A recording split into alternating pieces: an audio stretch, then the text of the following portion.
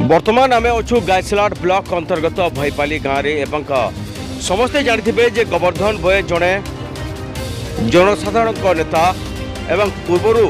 लोकंर हितरे कार्य कर आसुचंती ताकू आम साक्षात्कार करवा आज एक विशेष बैठक रही जे गायसलाट ब्लॉक अनेक पंचायत लोक एक बैठक रही जो बैठक रे शताधिक लोके जोग देथिले तेबे कौन रही बैठक रे आलोचना एवं कौन रही भित्तिभूमि आलोचना करवा आज्ञा आपन को स्वागत आम न्यूज 24 को कौन कहे आज आलोचना जहाँ रही कौन कहे देखो आमर गायसलेट ब्लॉक रो बहुत समस्या रही जो समस्या कि गोटे साधारण जनता गोटे सर्वनिम्न मौलिक सुविधा पाइबार वंचित होती शिक्षा क्षेत्र में कह कि स्वास्थ्य क्षेत्र में तार संगे संगे आमर जो व्यवस्था गुड़ाक रही से व्यवस्था ठीक भाव में लोक मान पाखे पहुँची पारना आम ए दिगरे विभिन्न थर ब्लॉक प्रशासन हो कि आमर तहसिल प्रशासन माध्यम रे लोक मानकर असुविधा गुड़ाक आम जनाऊँ किंतु से सब परिपूरण हो पारुनी बर्तमान आम देखा पाइले जे एटिकी सरकार 2017 मसीह गायसलेट पीएससी को सीएससी भाव में घोषणा करते किंतु आज पर्यंत से सीएससी रो कौन भित्तिभूमि नहीं जहाँ फल हजार हजार लोक गायसलेट डाक्तरखाना उपर निर्भर करते किंतु एठी कौन प्रकार भित्तिभूमि नथिबा डाक्तर नथिबारु लोक माने चिकित्सा सुविधार वंचित होचंती से आम एटा दाबी करूँ जे गायसलेट सीएचसी को पूर्ण रूप दि जाओ गायसलेट रे गोटे सीएचसी रो डाक्तरखाना निर्माण करवा एवं 24/7 डाक्तर नियुक्ति करी लोकों को चिकित्सा सुविधा जोगे देवा तापरे जो स्कूल गुड़ाक रही स्कूल गुड़ाक शिक्षक अभाव रही स्कूल रो शिक्षा उपकरण नहीं से श्रेणी वारी एवं विषय अनुसार शिक्षक नियुक्ति करवा शिक्षा उपकरण दे शिक्षार मान वृद्धि करने आम दाबी करूँ आज जहाँ आलोचना है आ गोटे बड़ समस्या है जे जमी बहुत लोक भूमिहीन अच्छा बहुत परिवार गृहहीन अवस्था अच्छा से पाखे घरडीह ना जार फल कि जो प्रधानमंत्री आवास योजना रो सुविधा नेबा कथा पाई पारुना एपरिकी 1974-75 मसीह लोक मान सीलिंग सरप्लस जमी दि जाइए एवं घर डीह प्रदान करा किंतु सेमान को प्रकृत प्रवेश अधिकार दि जाई नथिबारु से सबु योजनार सुफल से निकट में पहुँची पारुना ए संबंध में आम तहसिल प्रशासन सहित उपजिलापाल जिलापाल सहित बहुत थर आम आलोचना करूँ दाबीपत्र भी देचु किंतु प्रतिश्रुति दि जाऊँगी किंतु दखल दि जाऊनी से आम गोटे निर्णायक भूमिका नेबार लगी चाहूँ जे आगामी दिन में जो आंदोलन हम से जो जमी पाई भूमिहीन लोक मैंने जो घरडीहहीन लोक मैंने घरडीह पट्टा पाई से प्रवेश अधिकार देवा पर्यंत गोटे आंदोलन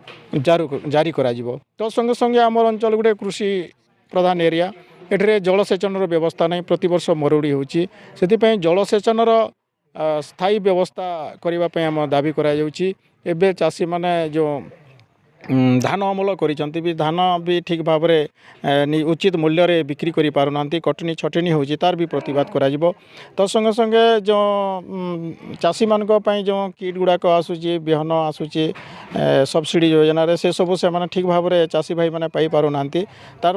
विरुद्ध रे भी आमे गोटे आंदोलनात्मक पदक्षेप नेमु जार फल समूह लोक मैंने जमी सुविधा सुजोग पाई पारे सर्वनिम्न मौलिक आवश्यकता पूरण हो पार से गोटे निर्णायक लड़ाई लड़ाई आजिकार बैठक में निष्पत्ति होती आगामी दिन में तहसिल प्रशासन सम्मुख में गोटे अनिर्दिष्ट काल पर्यंत गोटे जोरदार आंदोलन कर समस्या उत्थापन कर आज निष्पत्ति ग्रहण कर शुणु ओडिशा सरकार जे थिला गायसलाट ब्लॉक रो समस्या एते जे आपण हिसाब करिवा पई कैलकुलेटर मध्ये दरकार पड़ी पारे एमिति असुविधा एमिति लोकंकर समस्या बेले जड़े केवल मात्र व्यक्ति अच्छा जे छिड़ा होती लोकों पाखरे सी होती गोवर्धन भोए एवं साधारण लोकों ठारू आरंभ कर समस्त पहुँचुंट थाना हो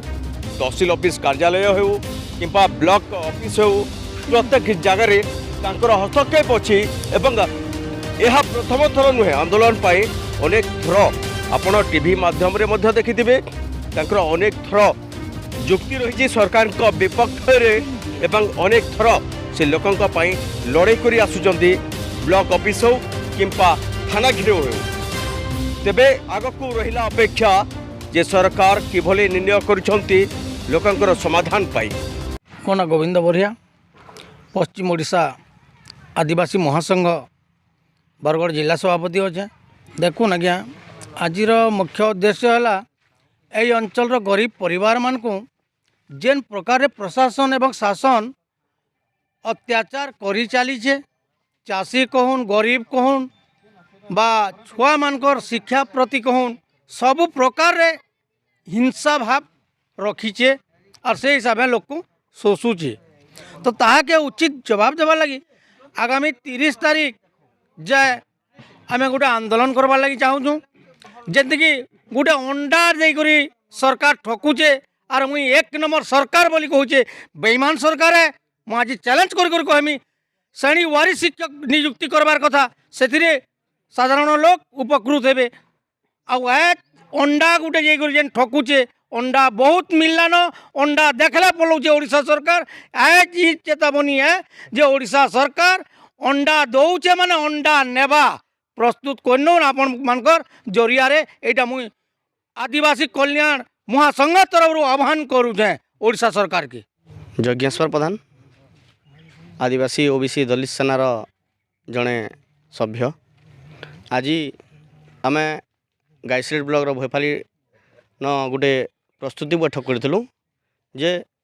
आगामी दिन रे गाईसीड ब्लॉक रे रही जेन समस्या अच्छे से सब समस्या के लेकर आगामी दिन रे गोटे बड़ आंदोलन हवा। देखुन गाईसीड ब्लॉक रे आमे स्वास्थ्यर कौन सुविधा नहीं पाइबार आम दाबी करछुं जे 24 घंटा स्वास्थ्य सुविधा आमको जोगे दि जाऊ। तहसिलर ऑफिस रे गले समस्या रही है लोक दीर्घ वर्ष है वसुंधरा योजना रे 4 डिसमिल पटा पाइछन किंतु आज पर्यंत तांकर जमी चिन्हट नहीं पारबार तेल ठीक सेंता गाईसीड ब्लॉक रे मध्य बहुत समस्या रही है बहुत दुर्नीति हो गाईसीड ब्लॉक रे ये सब समस्या नेकरी आगामी दिन में गोटे बड़ धरण गोटे जन आंदोलन हवा बोली आज आम आदिवासी ओबीसी दलित सेना गाईसीड शाखा पक्षर गोटे प्रस्तुति बैठक करूँ।